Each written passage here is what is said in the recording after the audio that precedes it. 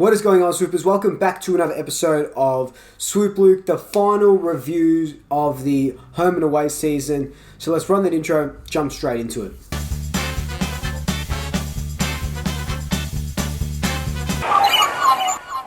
So just before we do jump straight into it, in regards to this competition, I know I keep changing it, but tomorrow it will be live on Instagram. I got so swamped today at work, and I record these videos the day of that they get released. So, gonna record this video.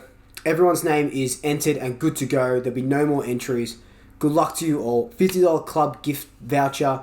Save it for the Nike partnership next year. Use it now. Use it for Christmas. Just a little bit to get you through these trying times and to say thank you for the 1,000 subscribers again.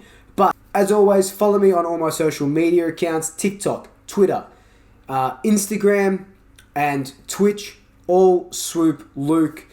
Finally got my Twitch running, so that will be soon. But anyway, let's jump into the review of this game.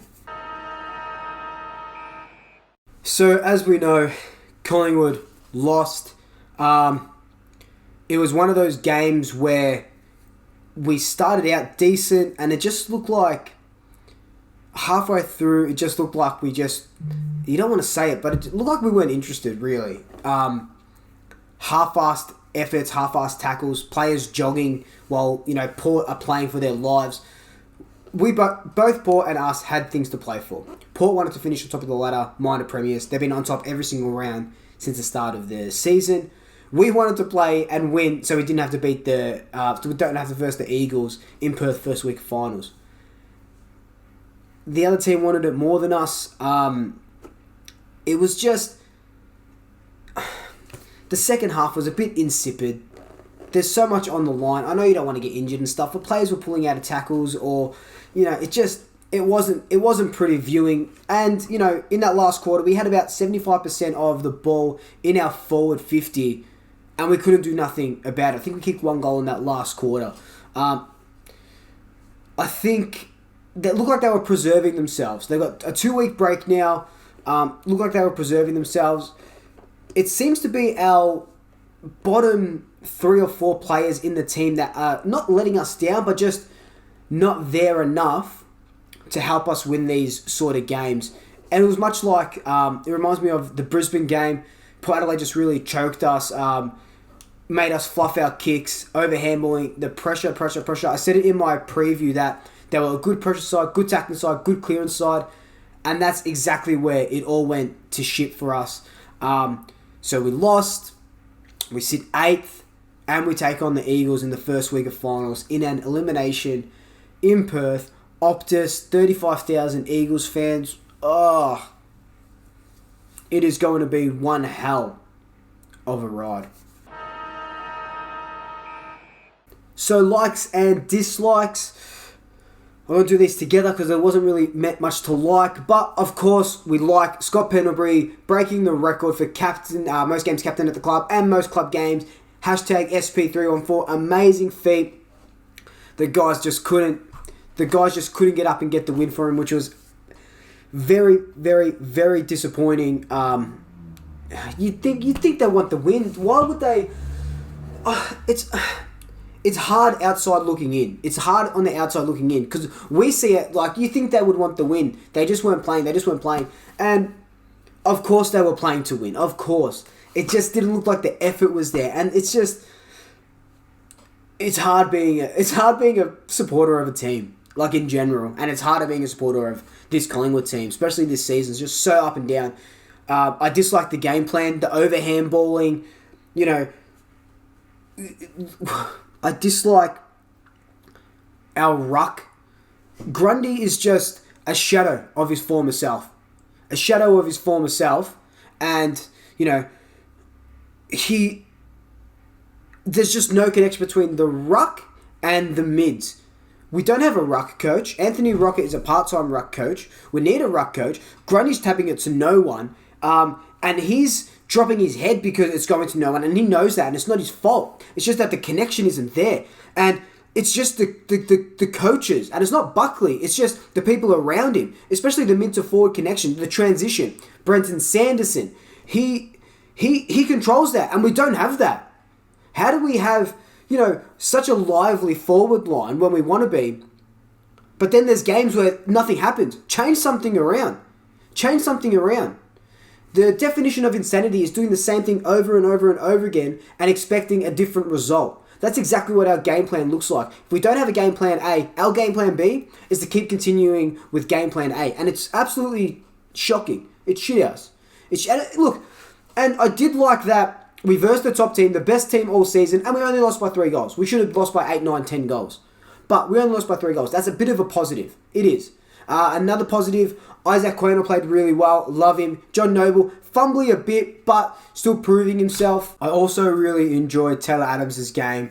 If we had 2 or 3 more of him, just puts his body on the line. He's a guy that you would just back in 110%, and you can see why, and I say it all the time, but you can see why he is our future captain. Hands down, has to be. Another thing I did dislike, though, is Jaden Stevenson. I won't get into him too much. I kind of want to make a video about him just as a special sort of video. But I feel like his head's not there. And yes, okay, glandular fever and stuff. But like I said, I'm not going to go into it. But I don't think he plays again this season for us. Special mentions. I know I just mentioned him, but this needs another section. Taylor Adams, 11 tackles, which is absolutely phenomenal. Another special mention, Adam Trelaw's goal, so good. So usually in this section, it kind of interchanges. First it was how this game was won, lost, or drawn. Then it was Instagram Q&As. I didn't get around to doing Insta Q&As, so got to talk a little bit about where I think the game was won and lost. And like I said in my preview, it was going to be won in the centre with their rucks and their midfielders, and evidently that's where the game was lost. Grundy was getting out-muscled by Lysette around the ground. Yes, Grundy won hit-outs, but his hit-outs were more to not even... Okay, that one with Charlie Dixon was straight to Charlie Dixon's advantage. Charlie Dixon goes on to kick that goal. But it was very neutral, his hit-outs or his tap work, where it was going. It wasn't really going anywhere. Kind of dead balls. A couple of them hit, obviously, but most of them didn't. And it's just insane to see. Another, in relation to that is our clearances. So we lost the clearances 29 to 39. Around the ground, 25 clearances apiece. Where it mattered was centre clearances. We had 4 centre clearances. They had 14 centre clearances. Now, when a centre clearance happens, it's usually grab the ball, bomb it into your forward line, hit up a target. Because of the reset, there's no flooding, 6, 6, and 6, no flooding, etc. Easiest way to score a goal. After half time, and I don't know what it was like right at the end of the game, but after half time, midway through the last quarter, Port Adelaide had won 9 centre clearances, and we had won 0. 0 centre clearances. So it's hard to get first use of the ball and get it into your forward line to give your forwards the best chance when your ruckman isn't working with your midfielders and you're not clearing the ball. What tends to happen is when we do get a centre clearance, and people have been saying it on Twitter and Instagram as well, is that when we get the centre clearance, it's not usually bombing it along into our forward line. It's hand pass it around, come out to a wing or something like that. Very rarely do we go straight from the centre into the forward line, but that's all Port Adelaide seemed to be doing. Yes, it didn't work too well, but like I said, coming into the forward line from a centre clearance or from, after a goal reset is the easiest way to score a goal. 6 and 6 players, 6 forwards and 6 defenders, most even, easiest way to score a goal, but that's not happening. And something that if we're going to beat the Eagles, something that we must work on. We know how good Nick Nat is and we know how good their midfielders are. Just really have to work on that. Otherwise, pack it up and see you later.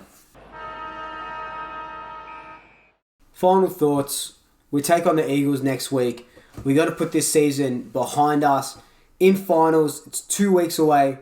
We restart and we go again. 2 weeks is such a good break for us. It's will help us. Obviously we have to quarantine in Perth when we leave on Friday, but it'll help us with moving forward, training a little bit better, getting that midfield connection, hopefully that ruck midfield connection. I do believe that going to Perth is going to be good for us. We've been in the Queensland hub for so long that we fly over, we regroup.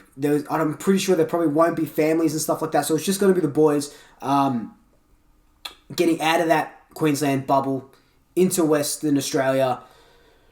We love an underdog, We've done it before. We'll do it again. Anytime, anywhere, any place, side by side, bring on the Eagles. If you agree with me or disagree with me, let me know in the comments down below. Would love to know all your thoughts. As always, like, comment, subscribe. Tell your family, tell your friends, tell your pets. And until next time, double shackers. I'll swoop you later. Ooh la la. What was the other one? MySpace. What's the other one?